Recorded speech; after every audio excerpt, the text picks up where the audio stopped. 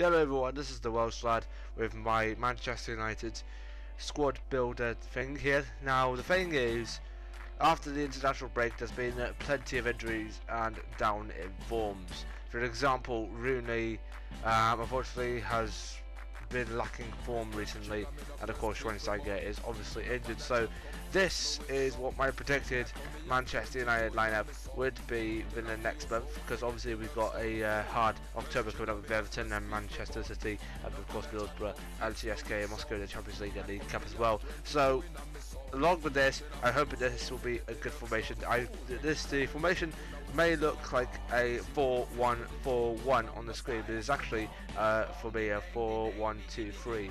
So hopefully we will do as well into that soon. But anyway, let's just go on to the main back, shall we? Because that basically remains unchanged. And as I really typed that wrong in there. So obviously at the back is Mr. Wall, or the David the Saver, yeah, David De Gea. So yeah, David De Gea will remain in the starting lineup as a goalkeeper. Yeah, so that is basically my main choice for the goalkeeper. He's been alright doing this for a season. So is Romero, but though De Gea really has to come up on top. So left back anyway, we're going for Ashley Young. Now Ashley Young, as we know from the Arsenal game, really got exposed a lot. He needs more protecting. But though Ashley, I think he's doing his job pretty well in Luke Shaw's absence, who's still coming from the leg injury he sustained in Eindhoven. Anyway, to the back four once again, we got Daley Blind. Even though he's still a midfielder, technically he's really liking to adjusting to the centre back position. So he's really performing as well as he can there. So yeah, he's been sorted for us as well at the moment. So yeah, they've been still at the left side back. Right side back once again, it's Chris Smalling, acting captain in Rooney's absence, and basically he's been dominating the back line. Even though True Geordie really gave his ratings to Smalling, and he's really improved well there. Anyway, right back, Matteo Darmian, as usual. He scored his first international goal for Italy in the qualifiers, as you may remember. Well done to Matteo in doing that.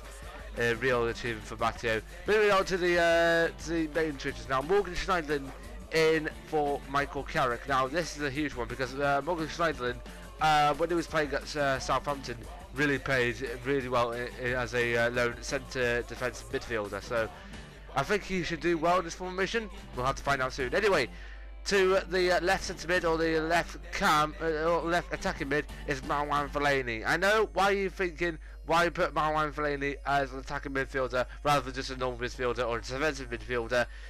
It's just like he likes to go forward in front.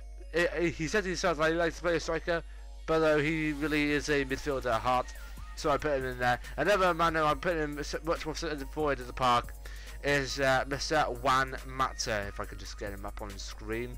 No, I can't find him. Yeah, so Juan Mata will return as a cam or a ram, just to make sure that he doesn't really much pace on the wing. So yeah, he is back in the starting lineup, a bit more in the middle of the park. So yeah, that would really do well for him.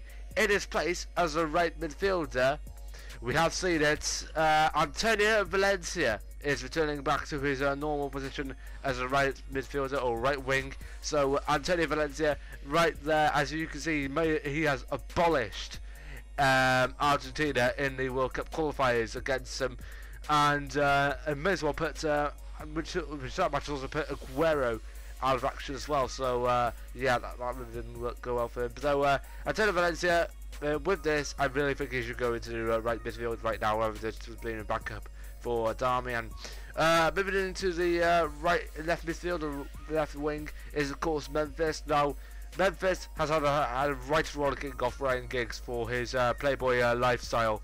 He needs to get much more back down to earth. I know Memphis has been doing well this season. He scored a couple of goals. His first goal for Manchester United in the Premier League against Sunderland, and his couple of goals in the Champions League. But though in Giggs' pace, I think he needs to really pick up space. And of course, up front we've got the young star Anthony Martial, who has of course wowed us again in the internationals. Of course, giving an assist to Benzema, and I think it's Giroud.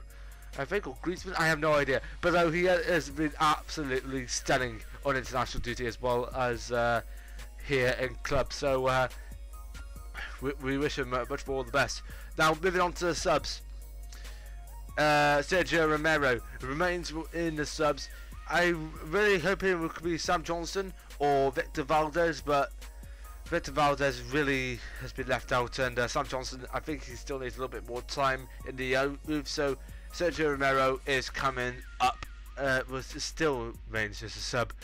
Remember, he has done well for us in the first couple of games of the season, but unfortunately has let us down in the Swansea game, as you may have heard.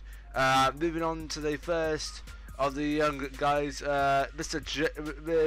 Willows, James Wilson.